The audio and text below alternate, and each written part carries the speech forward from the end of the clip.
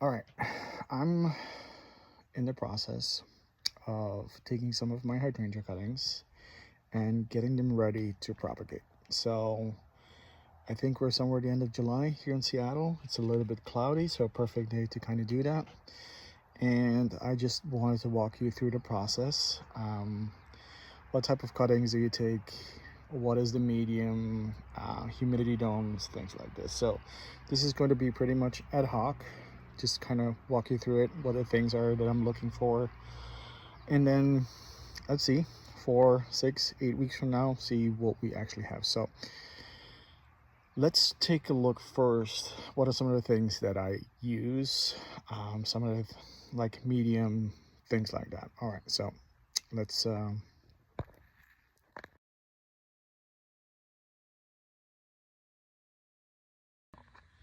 right, so let's take a look at the medium that I used. So my go-to actually for pretty much 90% of my cutting is this coarse sand. I think I got it in Lowe's or Home Depot or things like that. What is important is that this is very, very grainy. The reason for that is when we make it wet, what you don't want, of course, is your medium to kind of stick together and create this clump. Because keep in mind, first of all, it needs to maintain moisture, right? Which sand absolutely does. But because it's grainy, the roots have a way to kind of go through it, not get stuck, not be this big clump. And once you see that your cuttings have kind of rooted, you can kind of wash them down, the sand.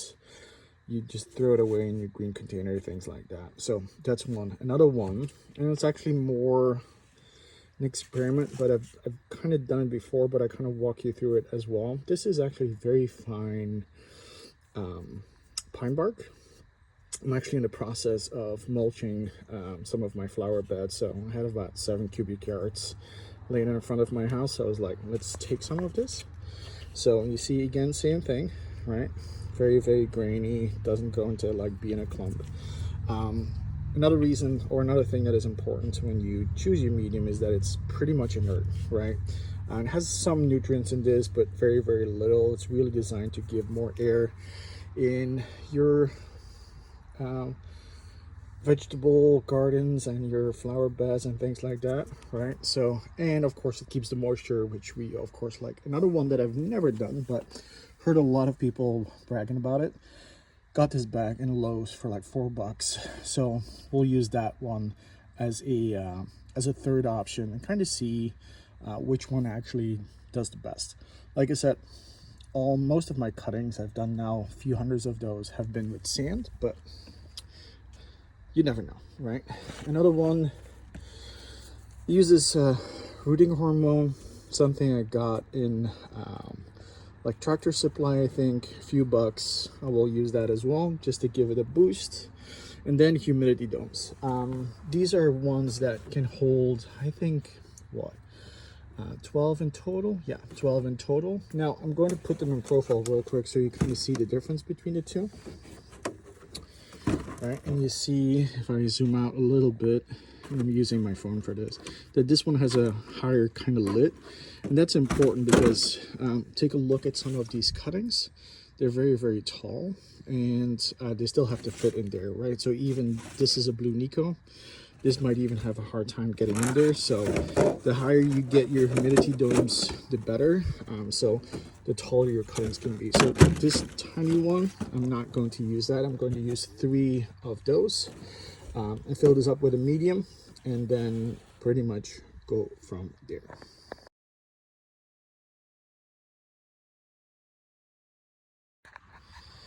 All right, so I kind of filled up this tray already with the sand, right? Of course, to keep your cuttings alive, you need a lot of moisture. That's why we have the humidity dome to start with. But of course, sand is as dry as it gets. That's why I call it dry as sand. So one thing we're going to do is really give this a good soak, right? And I'm very liberal with this, just enough so it doesn't float away. Let it kind of drain in. Right, a little bit more. There we go. Right. The first thing it's going to do is it's going to keep the sand, of course, moist, but it's also going to compact it a little bit so it doesn't go everywhere that you would think it goes. So this is what we're now going to use to kind of put our cuttings in. So what do I have? This is an Alaska. This is a brand new one. It's a macrophilia. It's a white one. Don't have a lot of white macrophilia, so I was very excited to give this one a try. So where I'm going to put my cuttings is really above every kind of leaf node. So you see here, this is where it actually broke off. Funny story, this was actually laying on the ground in a nursery. I just asked if I can have it, so we'll see how far it goes, but still very fresh. You want your cuttings to be as fresh as possible. The other two that I will show you are ones that I just collected from the mother plant. But pretty much here is a leaf node, so this is where I expect roots to come. Here, here, here, pretty much here, here. And if we really want to push the envelope, we can even take this small one as well. Should work. So what, maybe 6, 7 total. This is an Eclipse. Really love the black leaves. Gives amazing flowers. So same thing, leaf node here. So 1, 2, 3, maybe 4. Same thing here, 5, 6. All right, 6 of those. This is a blue Nikko. Similar thing. I think you get it by now. Here, you see this is really, really long, so I don't even know if it's going to fit, but we'll give it a try. Here, here. Now, what is very important is where you take your cuttings. So what I do here, this is all new growth, right? Growth of this year. So no brownish, whatever. If it's brown, we call it a hardwood cutting, which you still can propagate, but it's more during the winter. So in this case, green, green, green, very important. Now, when you have a macrophilia or a moped or whatever you want to call it, or kind of like what you see with most hydrangeas, what is important is where you take your cutting. Like I said, new growth, but you also want to be careful because macrophilias, they grow on old wood. So your new wood that you have this year is going to be old wood next year, and that's really where they're going to grow their flowering buds on. So you want to be careful. So what I'm going to do is kind of above each leaf node, that's where I'm going to cut it. That's where I have the most chances of getting roots. So let's go through it one. Let me take the Alaska one. It's kind of hard to do it with one hand, but let's give it a try. So I'm really going to try to maximize as much cuttings as possible. So I'm going to cut here above it. So that's a cutting. The next thing I'm going to do is really reduce the leaf itself. Why is that? Is because I don't want any moisture from the plant. So all the moisture in the plant now is pretty much in here, this green part. So that's where we want to keep as much as possible. And of course, most moisture evaporates through the leaves. So we're just reducing here the amount of surface, right? Another thing you can do is take a little bit here off, right? And I will show the result once I've done it. It's really hard to do with one hand, but take like your clippers or a knife or anything like that, something that is sharp so you're not really creating an unclean wounds, and go from there.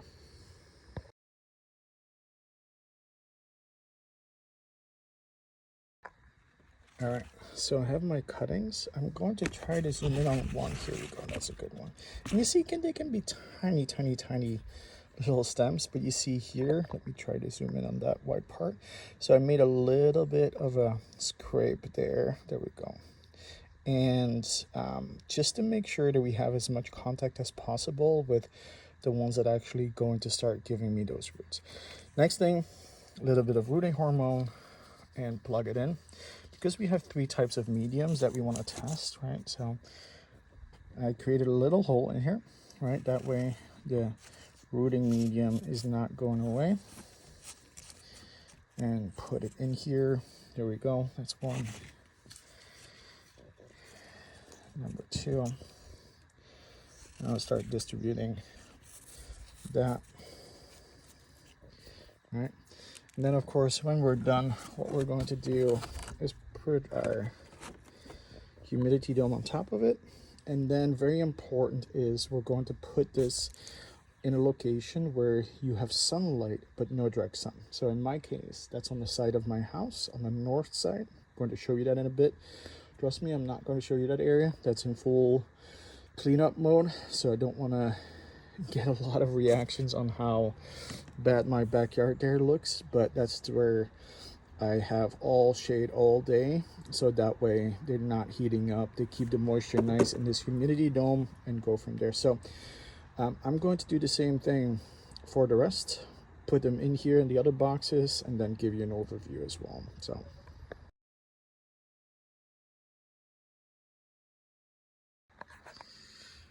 all right, I've done the same thing here for the pine bark. The next I'm going to do specifically is then with the soil conditioner as well. No, you've probably seen the fact that I put the cutting in the rooting hormone just as is, right? And a lot of people will be, hey Jethro, you can't do that.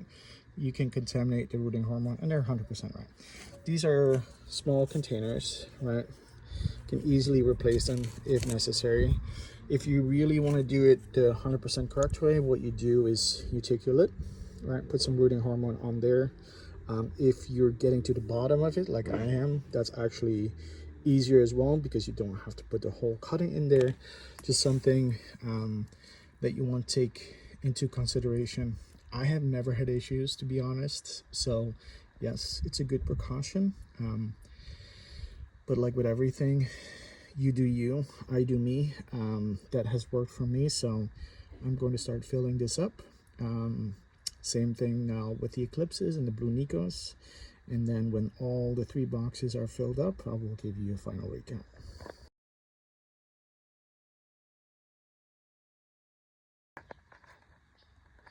All right, so while I'm filling up these little trays, I've noticed that I have 12 in total. I only prepared 6 cuttings, and I never just put away half trays. So it was an opportunity to go around and look for some other plants, hydrangeas, and see which ones we could put in there.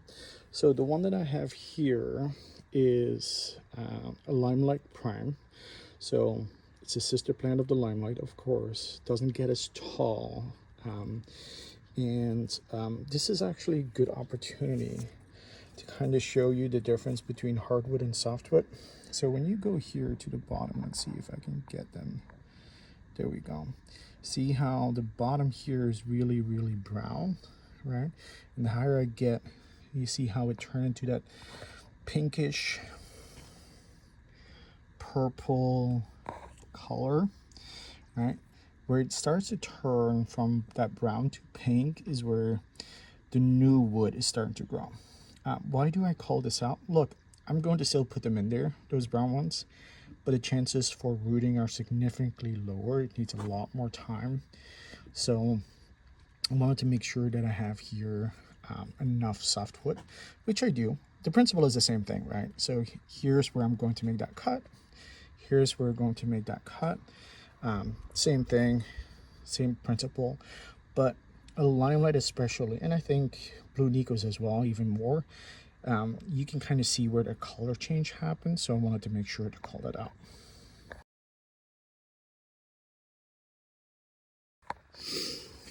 All right, so the containers are full. Like I said, the cuttings were a little bit on the big side, especially the blue Nikkos, so I did use some painter's tape on the side to kind of keep everything together.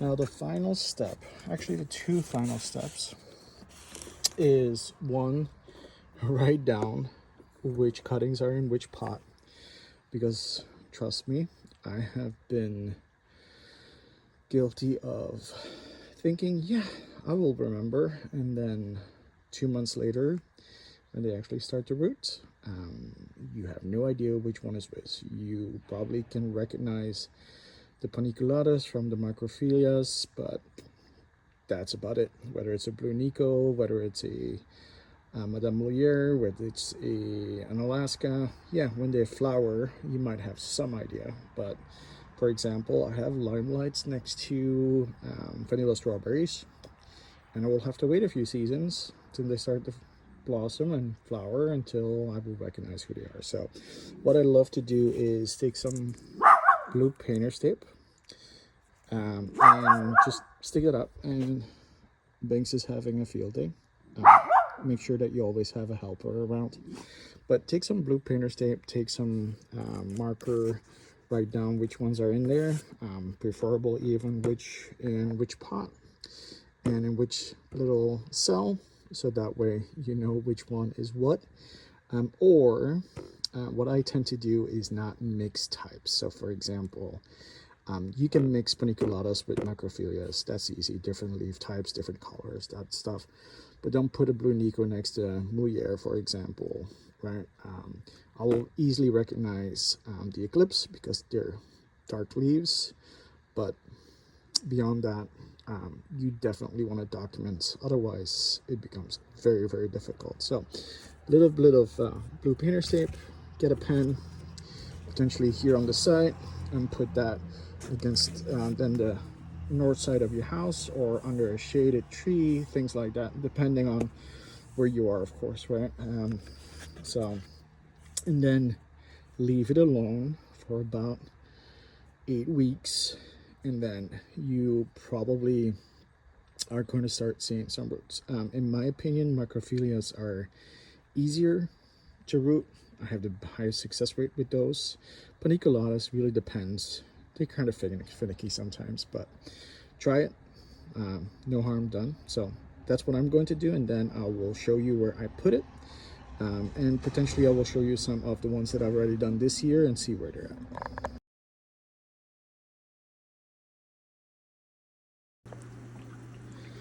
All right, so I put them on the side of the house. So which ones they are when they got boxed up.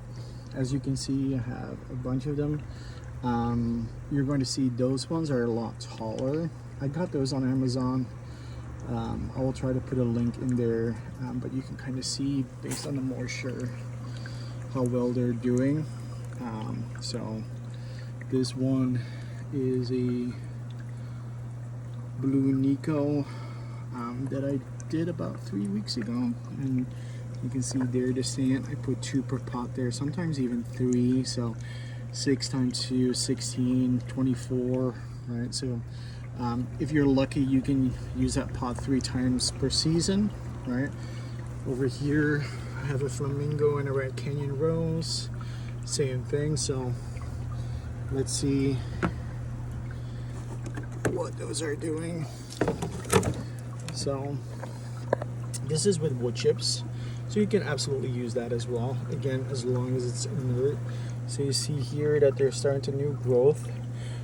Again, I would always urge to kind of be careful not to mess around with it, but if you're like me and you kind of want to see the progress, so you kind of, let's see if I can get them to zoom in. You see those little white strippies, so they're starting to go, they're starting to create roots. That's what you want to see, right? So always when you put it back, be careful you're not disturbing those roots. That's why I like to use a lot of transparent pots, because it's easier to kind of see where they're at. You see those roses are starting to create new ones as well, so let's keep them back in. I would say another 2 to 3 weeks before they're ready. Here I have a Limelight and Lady in Red, so same thing. See how they're starting to get new growth. Unfortunately, guys, new growth doesn't always mean roots, right? You're going to see a lot of new growth even without roots, but it means that they're not dead, right? So it's definitely something that is useful. I don't know if you can hear it on the video. Let's put this back close up. Also, I'm experimenting with water cloning. So this is pretty much a water clone box that you can find on Amazon. So there's a pump in there that sprays water at the bottom. I've had a lot of success with microphilias, roses, not so much with paniculatas. Maybe it's just me, maybe it's not the right cutting. But these take a little bit longer in my opinion than with dirt. Plus, very important is when you do get roots, is that you will have to adjust them to soil rather than water. So something to keep in mind. Alright, that's kind of it. So give it a try. Let me know what you think. Look, I don't edit my videos a lot. I just want to give you the basic information, get you started. If you have cuttings, if you want to do cuttings, get some sand, get some fine pine bark mulch, get a box or two, see what it does. But I'm not responsible if you turn it into a hobby, into an obsession, the same way it happened to me. So enjoy.